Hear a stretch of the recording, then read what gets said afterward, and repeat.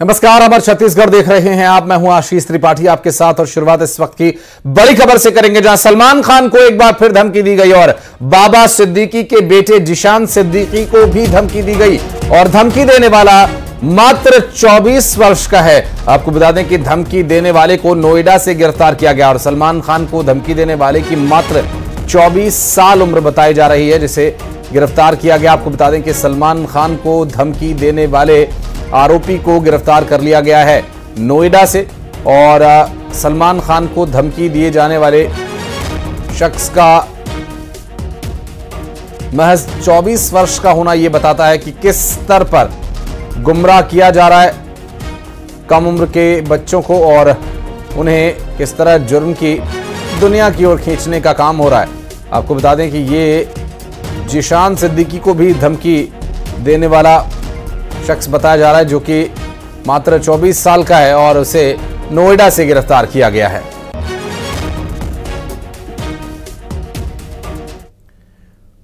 और छत्तीसगढ़ को धनतेरस के मौके पर आज दो बड़ी सौगातें मिलने वाली हैं। प्रधानमंत्री नरेंद्र मोदी आज बिलासपुर को सुपर स्पेशलिटी हॉस्पिटल की सौगात देंगे और आपको बता दें कि सुबह 11 बजे पीएम अस्पताल के नए भवन का उद्घाटन भी करेंगे।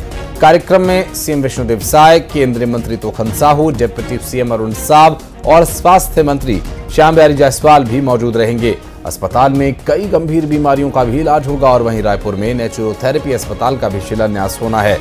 10 एकड़ की जमीन पर यह नेचुरोथेरेपी का अस्पताल बनकर तैयार होगा। तो दो बड़ी सौगातें मिलने वाली हैं छत्तीसगढ़ वासियों को धनतेरस के मौके पर, जहां प्रधानमंत्री नरेंद्र मोदी बिलासपुर में सुपर स्पेशलिटी हॉस्पिटल की सौगात और सुबह 11 बजे अस्पताल के नए भवन का उद्घाटन भी करेंगे प्रधानमंत्री। और बात करेंगे हमारे सहयोगी उमेश, इस वक्त हमारे साथ मौजूद हैं। उमेश, क्या तैयारियां हैं और कहां तक पहुंची है तैयारियां? आशीष जी, देखिए तैयारियां पूर्ण कर ली गई है, बस इंतजार है तो देश के प्रधानमंत्री का, जब वो वर्चुअल जुड़ेंगे और इस सुपर स्पेशलिटी जो हॉस्पिटल है उसकी सौगात बिलासपुर संभाग के लोगों को देंगे। निश्चित रूप से इस हॉस्पिटल के बनने से कहीं ना कहीं जो संभाग के मरीजों को, जो उनके परिजन हैं, उनको भटकना नहीं पड़ेगा। रायपुर या दीगर जो अन्य राज्य है या महानगर है जहां पर उपचार के लिए उन्हें जाना पड़ता था, उससे कहीं ना कहीं निजात मिलेगा और ये हॉस्पिटल जो है संजीवनी साबित हो गया। हमारे साथ आम जनता, आम नागरिक भी मौजूद है। कितना फायदा मिलेगा जब इस हॉस्पिटल का उद्घाटन होने जा रहा है? लंबे समय से इंतजार था। आज बिलासपुर में बहुत दिनों से हेल्थ को लेकर इस तरह की मांग की जा रही थी और आज ये पूरा हो रहा है। धनतेरस का दिन है और दुनिया में वो देश, वो समाज, वो राष्ट्र अच्छा माना जाता है जहां हेल्थ की फैसिलिटी होती है। बिलासपुर में इसकी बहुत कमी थी और आज ये पूर्ण होने जा रहा है। हम अत्यधिक सरकार को धन्यवाद देना चाहेंगे। इसी तरह के कार्यों के प्रति हम हमेशा सजग रहे हैं और ये जो मल्टी सुपर हॉस्पिटल बन रहा है, इससे रायपुर जाना, भिलाई जाना, हैदराबाद जाना, छोटे छोटे चीज के लिए इससे बिलासपुर के पूरे संभाग को लाभ मिलेगा। मैं आज इस बिलासपुर के लिए एक सौभाग्य का दिन है। सौभाग्य का दिन, आपको क्या लगता है कितना लाभ मिलने वाला है? इसके लिए इस सरकार को बहुत बहुत बधाई कि उन्होंने जनहित में एक और अच्छा काम है उनका। और संभाग में ये वैसे भी पिछड़ा हुआ संभाग है बिलासपुर, यहाँ पे जो गरीबों को इलाज मिलेगा सस्ते में, कहीं बाहर जाना नहीं पड़ेगा, निःशुल्क इलाज होगा और इसके लिए बहुत ज्यादा प्रयास किया था तखतपुर के माननीय विधायक धर्मजीत सिंह जी ने, आज वो सफल हुए। बिल्कुल सफल हो गया। देखिए आशीष जी, चूंकि बहुत प्रतीक्षित मांग थी, सुपर स्पेशलिटी हॉस्पिटल है, 4 ओपीडी के साथ इस हॉस्पिटल की शुरुआत होगी। यहाँ 14 डॉक्टर है, 13 स्टाफ्स है। इसके अलावा तमाम जो तैयारियां हैं, लगभग 3 करोड़ से भी अधिक अत्याधुनिक जो मशीनें हैं, जिसके जांच के लिए लोगों को बाहर जाना पड़ता है, तो वो मशीनें इन अस्पताल में व्यवस्थित की गई हैं। सुपर स्पेशलिटी हॉस्पिटल, डॉक्टर, ये तमाम चीजें जो है वो यहाँ पर है। बस इंतजार है कि 11 बजे और बातचीत का सिलसिला आगे आपसे जारी भी रखेंगे। लेकिन मुख्यमंत्री इस बीच उन्होंने क्या कुछ प्रतिक्रिया दी, ये भी अपने दर्शकों को सुनवा देते हैं। आज माननीय प्रधानमंत्री जी वर्चुअली हमारे बिलासपुर में जो भवन सुपर स्पेशलिटी हॉस्पिटल का बनके तैयार है और एक योग और नेचुरोपैथी का जो सेंटर है उसका आज शुभारंभ करेंगे, लोकार्पण करेंगे। और अब चलते हैं रायपुर, जहां हमारे सहयोगी आकाश शुक्ला इस वक्त मौजूद है। आकाश, नेचुरोथेरेपी का 10 एकड़ में ये अस्पताल लोगों के लिए कितना लाभकारी, कितना हितकारी होगा और क्या आज की इसकी उद्घाटन की तैयारियां चल रही हैं? जी बिल्कुल, प्रधानमंत्री नरेंद्र मोदी आज इसका उद्घाटन करेंगे और छत्तीसगढ़ के रायपुर में यहाँ पर बड़ा कार्यक्रम है दीनदयाल ऑडिटोरियम में यहाँ पर वर्चुअल माध्यम से इसका जो है लोकार्पण किया जाएगा। 90 करोड़ की लागत से प्राकृतिक चिकित्सा अनुसंधान केंद्र होगा। एक तरीके से छत्तीसगढ़ के लिए उपहार है। इसके साथ ही जो है यहाँ पर रिसर्च को बढ़ावा मिलेगा। प्राकृतिक और जो नेचुरोपैथी है, प्राकृतिक अनुसंधान है, उसको लेकर, आयुर्वेदिक अनुसंधान को लेकर बढ़ावा मिलेगा। 90 करोड़ की लागत से ये पूरा प्रोजेक्ट तैयार होगा और 24 महीने का लक्ष्य रखा है, यानी कि 2 साल के भीतर इसको तैयार करना है, शुरुआत करना है। लोकार्पण आज हो जाएगा और स्वास्थ्य मंत्री श्याम बिहारी जायसवाल समेत तमाम जो संगठन के भी लोग हैं, स्वास्थ्य विभाग के लोग हैं, वो यहाँ पर मौजूद रहेंगे। जी बहुत शुक्रिया आपका इस पूरे मामले पर जानकारी देने के लिए आकाश। उमेश, बहुत बहुत धन्यवाद आपका भी। और रायपुर में 4 से 6 नवंबर तक राज्योत्सव का आयोजन होना है और वहीं 5 नवंबर को प्रदेश के सभी जिलों में राज्योत्सव पर कार्यक्रम का आयोजन किया जाएगा। 6 नवंबर को अलंकरण समारोह होगा जिसमें उपराष्ट्रपति जगदीप धनखड़ भी शामिल होंगे। वहीं राज्योत्सव के उद्घाटन कार्यक्रम में मध्य प्रदेश के मुख्यमंत्री डॉक्टर मोहन यादव शामिल होंगे।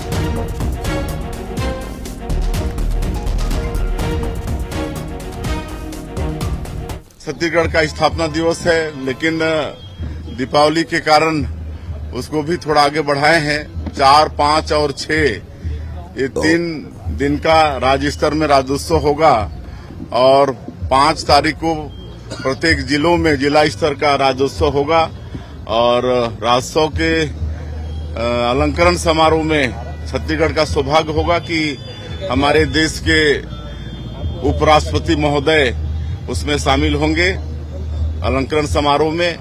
और शुभारंभ के अवसर में हमारे मध्य प्रदेश के मुख्यमंत्री श्री मोहन यादव जी शामिल होंगे। और मुंगेली में करंट लगने की वजह से मौत होने के मामले में एक बड़ा अपडेट आया। दरअसल त्रिमूर्ति स्कूल के खिलाफ मामला दर्ज किया गया। दरअसल अनुराज पेट्रोल पंप संचालक पर भी मामला दर्ज किया गया है। करंट लगने से 3 लोगों की मौत हुई थी और साफ सफाई करने के दौरान ये हादसा हुआ। आपको बता दें कि और देखिए ये तस्वीरें बेहद दर्दनाक और बेहद भयानक, डरा देने वाली ये तस्वीरें हैं जहां पर करंट लगने की वजह से 3 लोगों की मौत हो गई।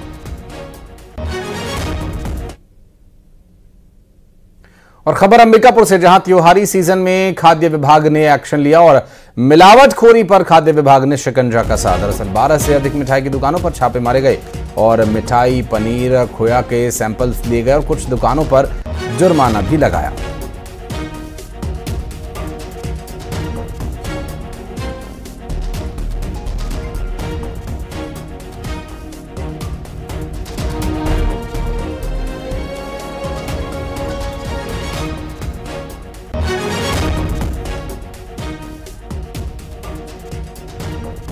और मिलावटखोरी पर खाद्य विभाग ने शिकंजा कसते हुए कुछ सैंपल्स लिए। 12 से अधिक मिठाई की दुकानों पर जाकर वहां से मिठाई के सैंपल्स, खोया के सैंपल्स और पनीर के सैंपल्स लिए गए हैं। आपको बता दें कि मिठाई, पनीर, खोया सभी अब जांच के दायरे में हैं और इन सब की जांच होगी और ये इन त्योहारों को देखते हुए कार्रवाई की जा रही है जिससे कि दूषित और मिलावटी सामान लोगों तक न पहुंचे। और अब मिठाई, पनीर, खोया के सैंपल यहाँ से लिए गए हैं। हालांकि जब तक इनकी जांच रिपोर्ट आएगी तब तक ये सारा सामान बिक चुका होगा और मिलावटखोरी पर शिकंजा कसने के लिए थोड़ा सा जल्दबाजी यहाँ पर खाद्य विभाग की टीम ने की अगले साल के लिए और कुछ दुकानों पर जुर्माना भी लगाया गया। हालांकि इससे एक फिल्टर ज़रूर तैयार होता है और जो दुकानदार हैं उनमें एक हल्का भय भी ज़रूर बना रहता है कि अगर वो गड़बड़ करेंगे तो निश्चित रूप से उनके खिलाफ भी कार्रवाई होगी। श्रवण मानता हमारे सहयोगी हमारे साथ जुड़ गए। श्रवण, ये जो अब आज और कल में जो मिठाइयों के, पनीर के, खोया के सैंपल लिए जा रहे हैं, तो जिनके सैंपल लिए जाएंगे क्या वो सामान अब दिवाली तक बेचा नहीं जाएगा? यदि बेचा जाएगा तो फिर उसके सैंपल लेने का क्या फायदा?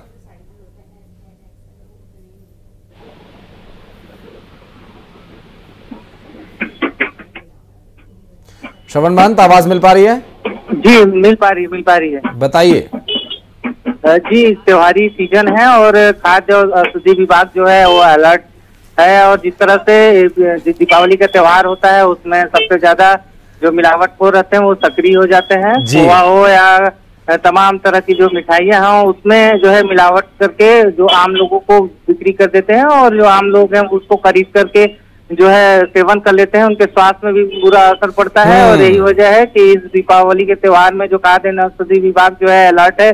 और इस बार के जो छापामारी कार्रवाई की है, 1 दर्जन से अधिक के जो मिठाई की दुकान, डेयरी हो या रेस्टोरेंट है वहां पर छापामारी कार्रवाई की है। और इसके साथ ही 17,000 रुपए का जुर्माना भी लगाया है उन रेस्टोरेंट में जहां पर साफ सफाई नहीं थी या फिर किसी तरह का और मिलावटी सामान उनको पाया गया है। और इस तरह से अगर देखा जाए तो कुल जिले में 189 नमूने जो है वो रायपुर भेजा गया है। और इसके बाद जो है उसके अब रिपोर्ट का इंतजार खाद्य एवं औषधि विभाग कर रही है, जिसके बाद जो है आगे की कार्रवाई करेगी। जी अब एक सवाल भी आपसे पूछ लेता हूं मैं श्रवण की, ये जो खाद्य विभाग रिपोर्ट का इंतजार करिए, ये इंतजार कब तक करना है?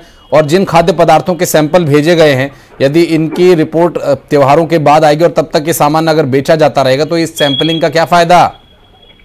जी बिल्कुल, एक बड़ा सवाल है कि किस तरह से ये नमूने भेज रहे हैं उसकी रिपोर्ट भी सही समय पे आनी चाहिए। लेकिन ये जो रिपोर्ट है वो कब तक आएगी इसका जवाब जो है खाद्य एवं औषधि विभाग जो है अभी नहीं दे पा रही है। क्योंकि हमने भी उनसे सुबह संपर्क करने की कोशिश की थी कि इस मसले पे कुछ बयान दें, लेकिन उन्होंने फोन नहीं उठाया। लेकिन ये लाजमी बात है कि अगर सैंपल ही इस त्योहार सीजन में भेजेंगे तो उसके रिपोर्ट अगर नहीं आता है तो मिलावट, जाहिर तौर पर मिलावटी जो सामान है वो लोगों तक मिल पाएगा। और ऐसे में खाद्य और औषधि विभाग जिस तरह से छापामारी का काम कर रही है वो काम जो है वो उनका बेकार जाएगा। तो रिपोर्ट सही समय पर आए ये भी जरूरी है और कार्रवाई भी हो। जी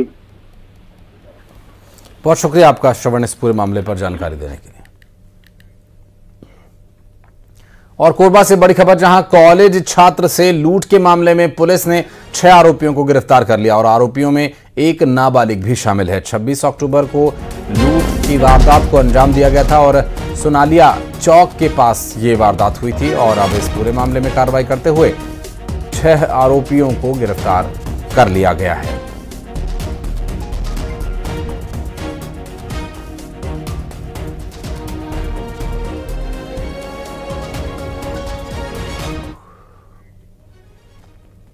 और धमतरी में 36 लाख रुपए की ठगी की वारदात को अंजाम दिया गया और एजेंसी देने के नाम पर यह ठगी की गई। ई व्हीकल की एजेंसीज देने का झांसा दिया गया। पीड़ित की शिकायत पर मामला दर्ज किया गया। पुलिस ने 2 आरोपियों को गिरफ्तार किया।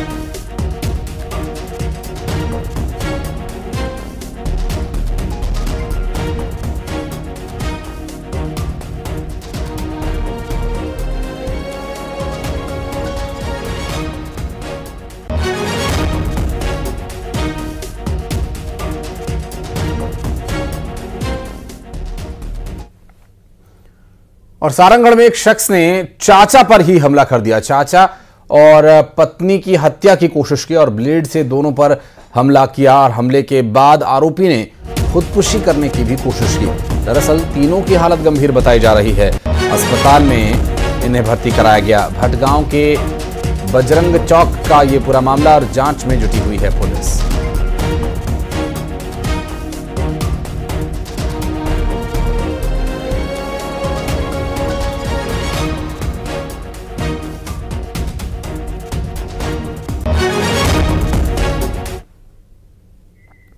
और बिलासपुर में रफ्तार का कहर देखने को मिल रहा है। तेज रफ्तार कार ने एक बाइक को टक्कर मारी और इस हादसे में बाइक सवार पिता की मौत हो गई, जबकि बेटा अभी घायल बताया जा रहा है। काठा कोनी में यह हादसा हुआ है। बिलासपुर में रफ्तार एक बार फिर जानलेवा साबित हुई और तेज रफ्तार कार ने बाइक को टक्कर मारी और इसमें एक शख्स की मौत हो गई, जबकि मृतक शख्स का बेटा अभी घायल हालत में है। दरअसल काठा कोनी में यह हादसा हुआ। बिलासपुर से यह पूरा घटनाक्रम सामने आया।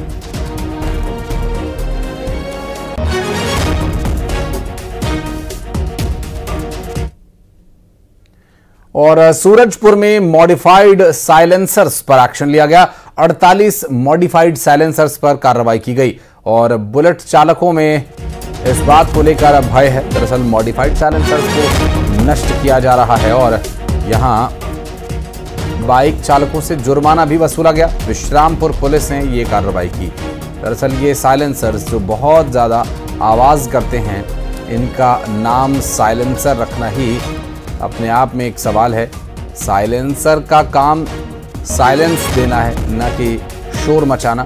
और बुलेट बाइक में लगे ये तेज़ आवाज़ करने वाले, धाएं धाएं की आवाज़ निकालने वाले साइलेंसर्स, जिन्हें पत्थर से कुचलकर नष्ट किया गया और किस तरह की आवाज़ करते हैं ये साइलेंसर्स। और कोई कमज़ोर दिल का शख्स हो तो उसका हार्ट फेल कर दे, इस तरह की आवाज़ करने वाले ये साइलेंसर्स हैं। हालांकि सूरजपुर में कार्रवाई की गई, जबकि ये पूरे देश में कैंसर की तरह फैले हुए हैं।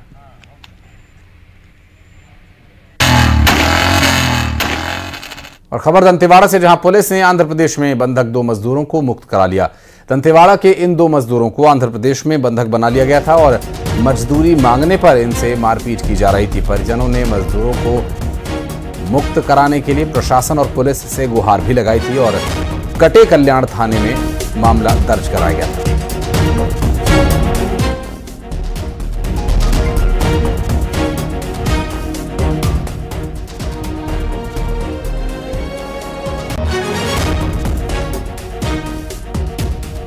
पुलिस की टीम ने वहां आंध्र प्रदेश की पुलिस से संपर्क कर उपरोक्त 2 आरोपी एल श्रीनिवास और ए श्रीनिवास को गिरफ्तार किया। साथ ही जो वहां बंधक 4 अन्य मजदूर थे, जिसमें नाबालिग भी थे, उन्हें अपने साथ दंतेवाड़ा लाया और ये जो दोनों आरोपी को आज कोर्ट में पेश कर दिया गया है, जिन्हें न्यायिक रिमांड पर जेल भेजा गया है। और धमतरी में पिंजरे में फंसा तेंदुआ और वन विभाग ने यह पिंजरा लगाया था। दरअसल ग्रामीण इलाकों में तेंदुए से दहशत व्याप्त थी और आपको बता दें कि अरसिकनहार फॉरेस्ट रेंज का यह पूरा मामला बताया जा रहा है और वन विभाग ने ट्रैप लगाकर, जाल लगाकर तेंदुए को इसमें कैद कर लिया है। और यह तेंदुआ लगातार लोगों के लिए एक बड़ा चिंता का कारण बना हुआ था और इस ट्रैप को, तेंदुए को पकड़ने के लिए लगाया गया था। धमतरी से ये तस्वीरें सामने आई हैं। देखिए, तेंदुआ इस ट्रैप में फंस गया है और इसे उचित दूरी पर ले जाकर जंगल की ओर ले जाकर छोड़ दिया जाएगा। और ये तेंदुआ लगातार लोगों के लिए आतंक का पर्याय बना हुआ था, जिसे फिलहाल पिंजरा लगाकर ट्रैप कर लिया गया है।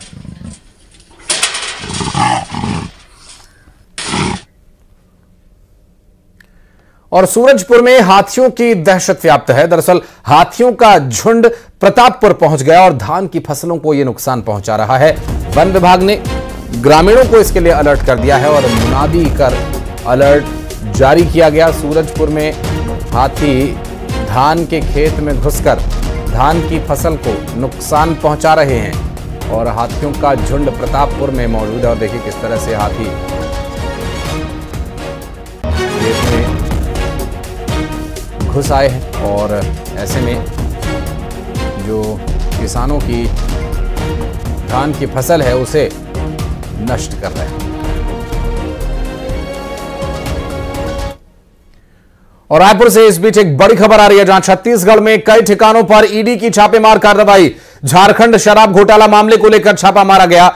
आपको बता दें कि रायपुर मीनार बार के मालिक के घर पर भी दबिश दी गई है। ईडी की टीम ने यह कार्रवाई की और ईडी छत्तीसगढ़ में कई ठिकानों पर एक्शन ले रही है, जहां इस वक्त ईडी की टीम मौजूद है, जिसमें झारखंड शराब घोटाला मामले को लेकर छापा डाला गया और रायपुर मीनार बार के मालिक के घर पर भी दबिश दी गई। इस वक्त की बड़ी खबर रायपुर से आ रही है। छत्तीसगढ़ में कई ठिकानों पर ईडी की छापेमार कार्रवाई में झारखंड शराब घोटाला मामले को लेकर छापा मारा गया।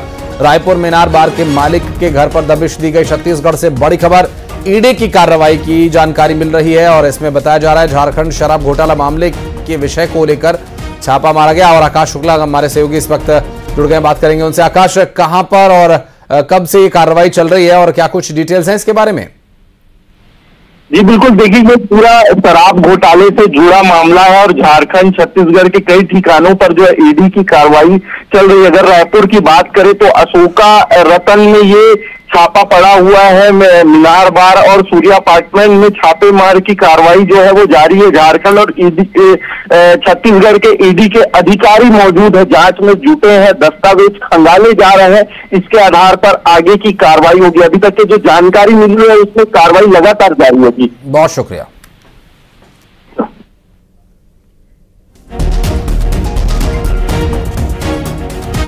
और छत्तीसगढ़ में एक और अखफोड़वा कांड हुआ। दंतेवाड़ा में मोतियाबिंद के ऑपरेशन के बाद 12 मरीजों को दिखना ही बंद हो गया।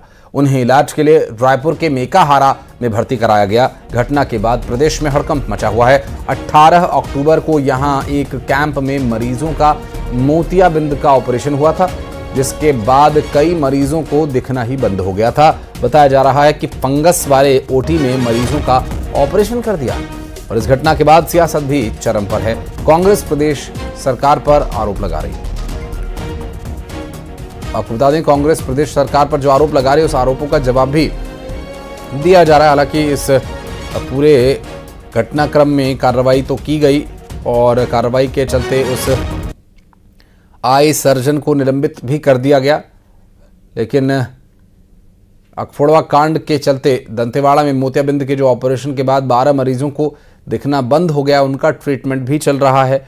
इलाज के लिए मेकाहारा में उन्हें भर्ती कराया गया है।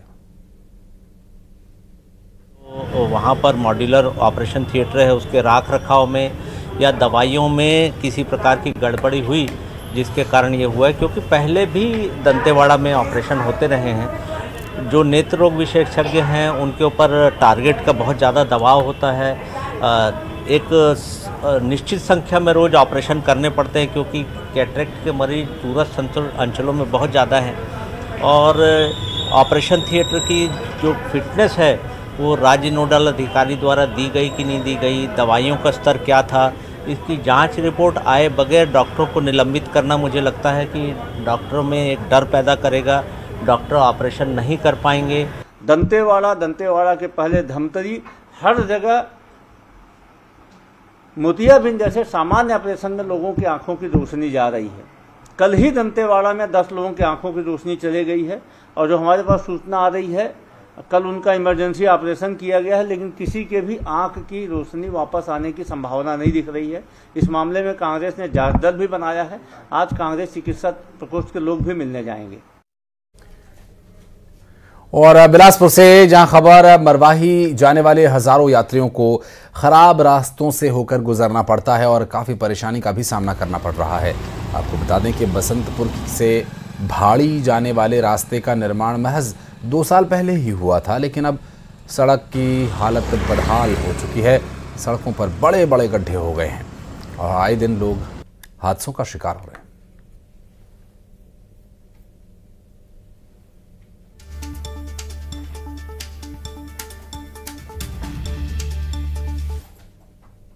और अब 20 बड़ी खबरें फटाफट अंदाज में।